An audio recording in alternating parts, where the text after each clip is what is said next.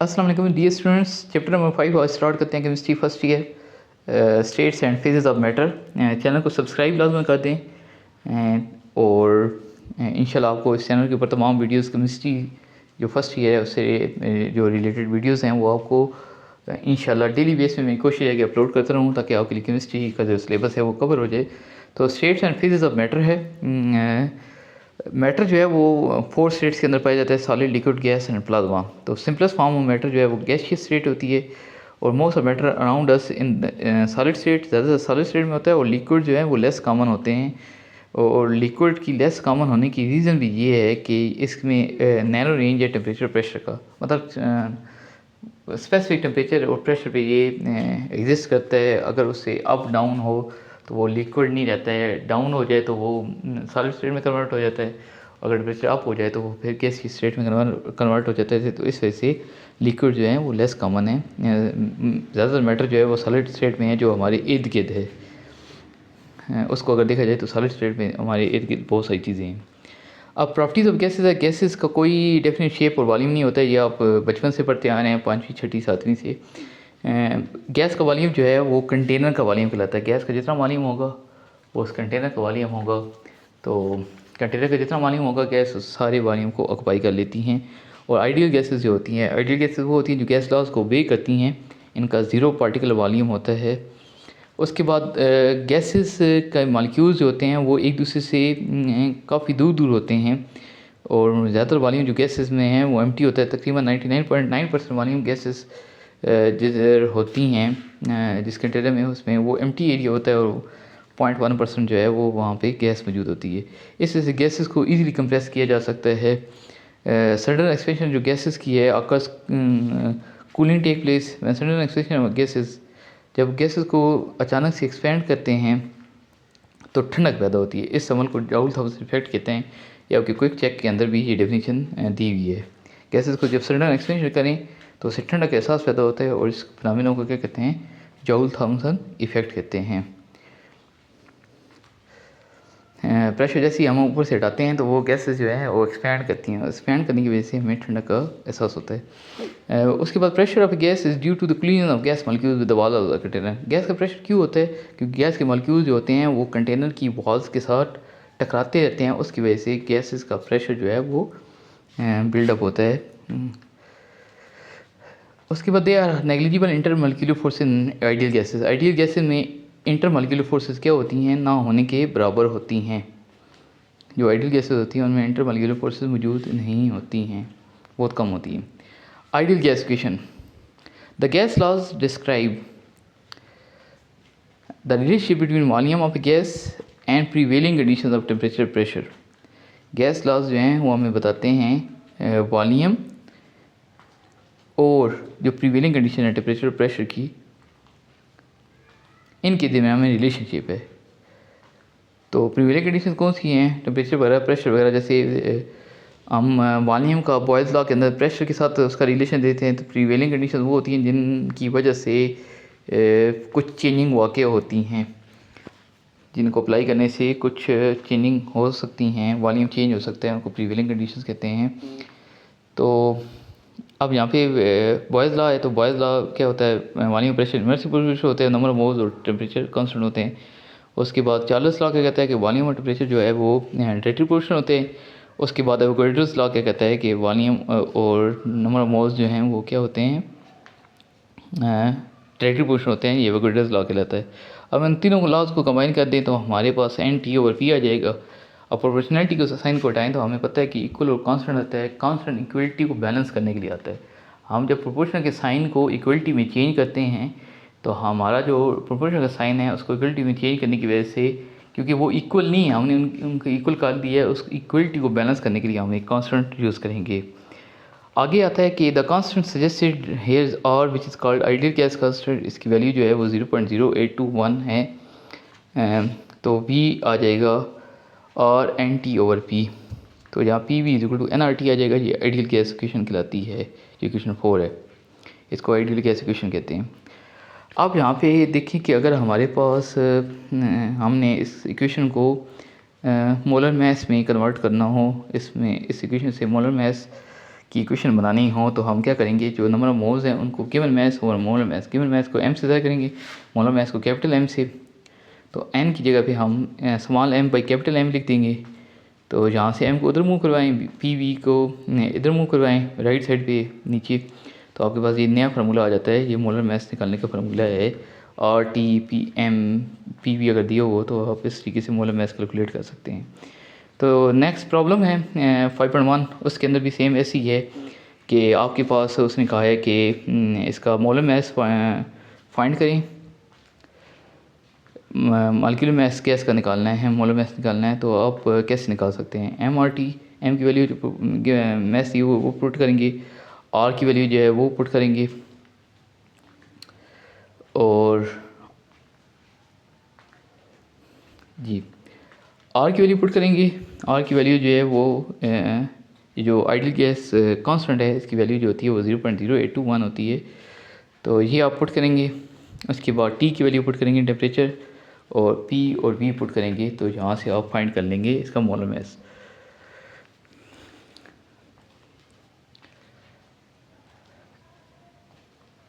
उसके बाद आगे प्रॉपर्टीज ऑफ लिक्विड्स की तरफ बढ़ते हैं, अगले टॉपिक की तरफ। तो अगला टॉपिक है कि लिक्विड्स की प्रॉपर्टीज़ क्या हैं। लिक्विड्स गैसेस की तरह डिफ्यूज़ करती हैं, लेकिन इनका डिफ्यूजन जो रेट होता है वो लोअर होता है, क्योंकि ऐसे मॉलिक्यूल्स काफ़ी उनकी काइनेटिक एनर्जी ज़्यादा होती है, वो इधर मूव करते रहते हैं। तो इस वजह से गैसेस के अंदर डिफ्यूजन ज़्यादा अच्छी होती है लिक्विड्स की निस्बत। उसके बाद they are little space among liquid molecules, तो इनके दरमियान में कम स्पेसेस होती हैं, तो इनके अंदर स्ट्रॉन्गर इंटरमॉलिक्यूलर फोर्स होती हैं गैसेस की निस्बत। उसके बाद liquids are 10⁵ times less compressible, ये कम कंप्रेसिबल होते हैं। गैसेस के दरमियान स्पेस चूँकि ज़्यादा होती है वो ज़्यादा कंप्रेसिबल होते हैं, लिक्विड्स कम कंप्रेसिबल होते हैं। और सॉलिड से 10 टाइम्स ज़्यादा कंप्रेसिबल होते हैं लिक्विड्स होते हैं। उसके बाद लिक्विड के मॉलिक्यूल्स होते हैं आपका रैंडम मोशन में रहते हैं, but there speed of movement in is lower than gases. Gases की निस्बत इनकी स्पीड ऑफ मूवमेंट जो है वो कम होती है। Diffusion among the miscible liquids, तो मिसिबल लिक्विड्स जो है ना उनमें डिफ्यूजन जो होती है for the free motion of liquid molecules, liquid molecules की फ्री मोशन की वजह से होती है। मिसिबल लिक्विड्स वो होते हैं जो एक टाइप के लिक्विड्स होते हैं, फॉर एग्जाम्पल वाटर और इंक को अगर मिक्स करते हैं तो वो मिसिबल लिक्विड्स कहलाते हैं। तो liquids can flow because of the free movement of their molecules, molecules की फ्री मूवमेंट की वजह से वो लिक्विड्स जो होते हैं वो फ्लो कर सकते हैं। उसके बाद liquids expand when their temperature increase, liquid expand करते हैं जब उनका टेम्परेचर बढ़ाते हैं। How this expansion negligible compare to that in gas, तो गैसेस में ये जो एक्सपेंशन है ना होने के बराबर है अगर हम गैसेस में कंपेयर करते हैं। तो according to kinetic molecular theory, molecules of liquid are in constant motion, molecule liquid के जो हैं वो मुसलसल मोशन की हालत में रहते हैं, और therefore they possess a certain amount of kinetic energy at any temperature. The kinetic energy of the molecules may increase or decrease by the rise and fall in temperature. Temperature rise fall करने से ये kinetic energy molecules की increase कर जाती है, temperature बढ़ाने से increase करती है, और टेम्परेचर कम करने से ये डिक्रीज़ करती है। ये लिक्विड को सॉलिड में कन्वर्ट कर सकते हैं काइनेटिक एनर्जी को कम करके, मतलब ठंडा करके, और उसको वेपर्स में कन्वर्ट कर सकते हैं उसको हीट अप करके। अगला टॉपिक है इंटरमॉलिक्यूलर फोर्सेस। तो इंटरमॉलिक्यूलर फोर्सेस क्या होती हैं। आज मेरा इरादा है कि आपको ये इसके जो टॉपिक है हाइड्रोजन बॉन्डिंग से पहले तक वो मैं कंप्लीट करवा देता हूँ, और अगला जो लेक्चर होगा उसमें हाइड्रोजन बॉन्डिंग और ये तमाम जो है ना यहाँ तक विस्कॉसिटी ऑफ लिक्विड्स तक मैं आपको कवर करवा दूँगा। तो यहाँ हम कहाँ पहुँचे थे, इंटरमॉलिक्यूलर फोर्सेस। इंतहाई आसान इसकी सारी चीज़ें हैं, अगर आपने केमिस्ट्री की पढ़ी हुई है तो मोस्टली चीज़ें जो हैं वो अपने वो इनका कुछ आइडिया होगा, इस वजह से मैं जल्दी से कवर करवा रहा हूँ। Intermolecular forces, intermolecular forces among the molecules of liquid are reasonably stronger. Intermolecular forces जो लिक्विड के मॉलिक्यूल्स के दरमियान होती हैं वो स्ट्रॉन्गर होती हैं। वे अभी ऊपर भी जिक्र आया था।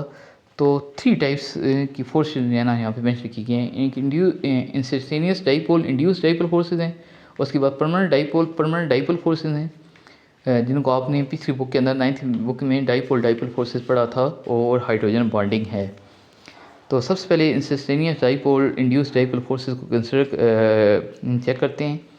तो कहता है कि ब्रोमीन जो है ना वो लिक्विड है under ordinary condition. Ordinary condition होंगी तो ब्रोमीन जो है लिक्विड फॉर्म में होता है, लेकिन ये वॉलेटाइल होता है and gives dense fumes even at room temperature. Room temperature के ऊपर ये वेपर्स फॉर्म में कन्वर्ट होना शुरू हो जाता है, बहुत ज़्यादा वॉलेटाइल होता है।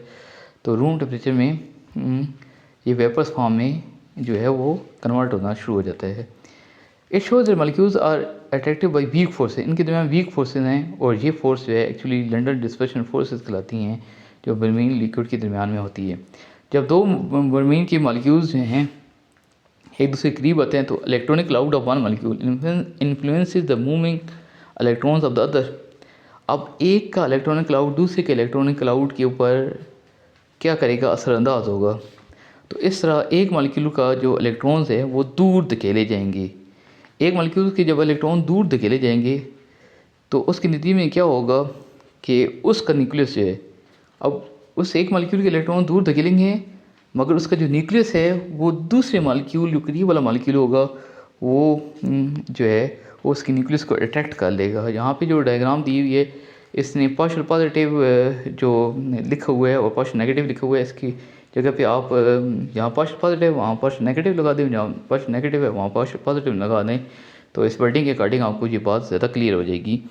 तो अगर आप देखें कि दोनों मॉलिक्यूल्स को देखें कि अगर जो इलेक्ट्रॉन्स हैं, एक के इलेक्ट्रॉन जो राइट साइड पे है उसके इलेक्ट्रॉन्स ने पुश किया है जो लेफ़्ट साइड पे है उसके इलेक्ट्रॉन्स को, तो पार्शियल नेगेटिव सारा एक साइड पे हो जाएगा, एक साइड सारी नेगेटिव हो जाएगी और दूसरी साइड सारी पॉजिटिव हो जाएगी।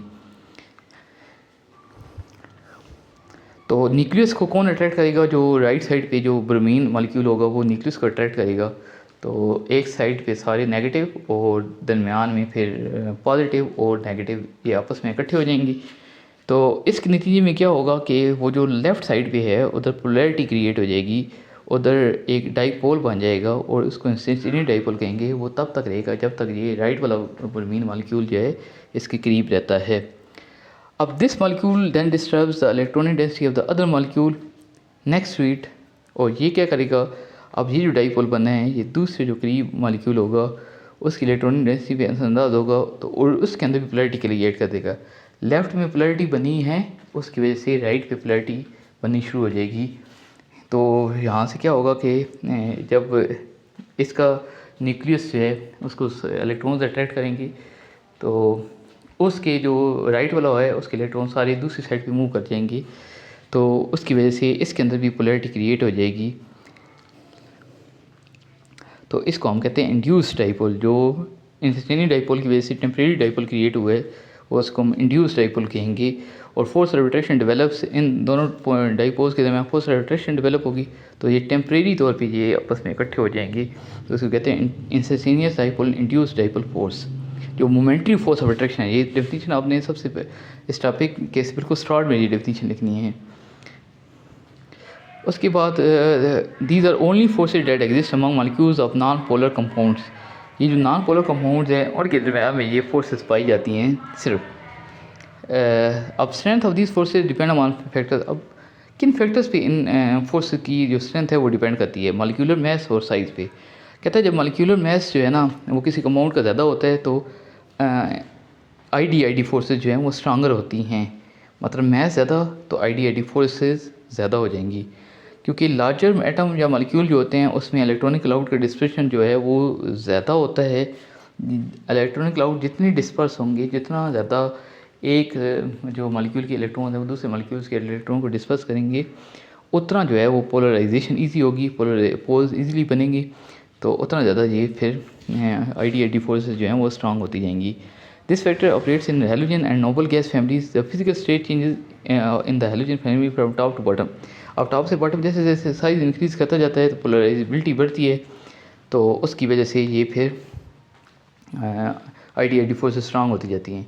हैलोजन फैमिली के फर्स्ट 2 मेंबर्स जो हैं वो गैसेस हैं, अगले मेंबर्स जो हैं वो लिक्विड है, उससे अगला मेंबर जो है वो सॉलिड है। तो उसकी रीज़न ये है कि ये फोर्सेस स्ट्रांग होती जाएंगी तो वो फिर ऊपर वाले गैसेस होंगे, फिर मज़ीद स्ट्रांग होगी, वो फिर लिक्विड होंगे और फिर उससे ज़्यादा मज़ीद स्ट्रांग होगी तो वो सॉलिड होंगे। ये टेबल आपने देख लेना है, इनके बॉइलिंग पॉइंट्स दी हुई हैं तो ये एमसीक्यूज़ में आ सकते हैं। उसके बाद आगे surface area. A molecule with large surface area has higher number of contacts for any one molecule. एक मॉलिक्यूल का अगर सरफेस एरिया ज़्यादा होगा तो नी बाय मॉलिक्यूल्स के कॉन्टैक्ट्स जो हैं वो ज़्यादा पॉसिबल हैं। तो the force among the molecules of compound having larger surface area are stronger, जितना ज़्यादा सरफेस एरिया ज़्यादा उतना ज़्यादा मॉलिक्यूल स्ट्रॉन्गर होंगी। तो यहाँ पे consider saturated hydrocarbons, these have chains of carbon atoms linked with hydrogen atom, इसमें चेन्स है कार्बन एटम ने हाइड्रोजन एटम के साथ लिंकेज की हुई है। तो compare the chains in C2H6 और C6H14। अब इनके बॉइलिंग पॉइंट्स देखिए कि एक का बॉइलिंग पॉइंट है -88.6। अब ये इसका मॉलिक्यूलर साइज़ कम है तो इसका सरफेस एरिया भी क्या होगा, कम होगा, और अगले का जो मॉलिक्यूलर साइज़ है वो ज़्यादा है तो उसका सरफेस एरिया भी क्या होगा, ज़्यादा होगा। तो इसके बॉइलिंग पॉइंट देखें कि कितना फ़र्क है। It is evident that molecules with larger chain length, जिनकी चेन लेंथ ज़्यादा होगी तो वो स्ट्रॉन्गर अट्रैक्टिव फोर्सेस होती हैं। जितनी चेन लंबी उतनी ज़्यादा स्ट्रॉन्गर अट्रैक्शन, उतना ज़्यादा सरफेस एरिया ज़्यादा, उतनी ज़्यादा स्ट्रॉन्गर अट्रैक्शन होंगी, अट्रैक्टिव फोर्स होंगी। The reason that longer molecules have more places along the length way they can be attracted to other molecules, वहाँ पे वो दूसरे मॉलिक्यूल्स को अपनी तरफ अट्रैक्ट कर सकते हैं। तो जितनी ज़्यादा अट्रैक्शन होगी उतनी ज़्यादा ये फोर्सेस डेवलप होंगी, और इसके लिए सरफेस एरिया जो है वो फिर ज़्यादा होना ज़रूरी है। वो चेन जितनी लंबी होगी सरफेस एरिया उतना इंक्रीज़ करता जाएगा। अब इसमें एग्जांपल दी हुई है कि 3 आइसोमर्स पेंटेन की दी हुई हैं, एन पेंटेन है, उसके बाद आइस पेंटेन है, नियो पेंटेन है। तो यहाँ पे देखिए कि जो फर्स्ट है इसका सरफेस एरिया जो है वो लेफ़्ट साइड पे जो है इसका सरफेस एरिया सबसे ज़्यादा है। तो इसमें देखिए इसका टेम्परेचर कितना है, इसका जो बॉइलिंग पॉइंट है वो कितनी दी हुई हैं, हाईएस्ट बॉइलिंग पॉइंट है, उसके बाद अगले का उससे कम बॉइलिंग पॉइंट, उससे अगले का और कम हो गया है सरफेस एरिया कम होने की वजह से। उसके बाद परमानेंट डाइपोल फोर्सेस, ये मैंने आपको अभी पहले ही बताया है। ये जो आप पिछली बुक के अंदर 9th की बुक के अंदर पढ़ते हैं डाइपोल फोर्सेस, उन्हीं को ही हम परमानेंट डाइपोल फोर्सेस ने कहा है कि ये परमानेंट डाइपोल फोर्सेस ऐसी फोर्सेस होती हैं जो एक दफ़ा क्रिएट हो जाए तो इनको फिर ख़त्म करना फिर मुश्किल होता है। तो यहाँ पे हाइड्रोजन और क्लोरीन जो है इनमें इलेक्ट्रोनेगेटिविटी की डिफरेंस है, तो क्लोरीन के ऊपर पार्शियल नेगेटिव चार्ज और हाइड्रोजन के ऊपर पार्शियल पॉजिटिव चार्ज आ जाएगा। अब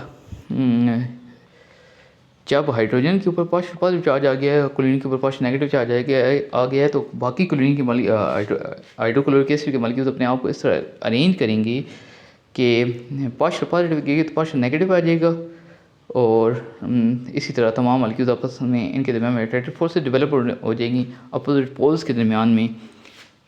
तो ये जो डेवलप होंगी इनको हम कहते हैं परमानेंट डाइपोल फोर्सेस, क्योंकि यहाँ पे जो डाइपोल हाइड्रोजन और क्लोरीन का बना हुआ है ये परमानेंट बना हुआ है, इलेक्ट्रोनेगेटिविटी की डिफरेंस की वजह से बना हुआ है। उसके बाद उसने molecule of chloroform has a positive centre at H positive centre है, और इस तरह क्लोरीन जो है वो उसको अट्रैक्ट करेगा दूसरे क्लोरीन को, दूसरे मॉलिक्यूल के क्लोरीन को, तो इनके दिमाग में एक फोर्स क्रिएट हो जाएंगी। CaCl3 क्लोरोफॉर्म का फार्मूला है ना, तो ये क्लोरोफॉर्म जो है इनके दिमाग जो फोर्स डेवलप होती हैं ये भी परमानेंट डाइपोल फोर्सेस कहलाती हैं। ओके डियर स्टूडेंट्स, मिलते हैं नेक्स्ट वीडियो में। टेक केयर एंड अल्लाह हाफिज़।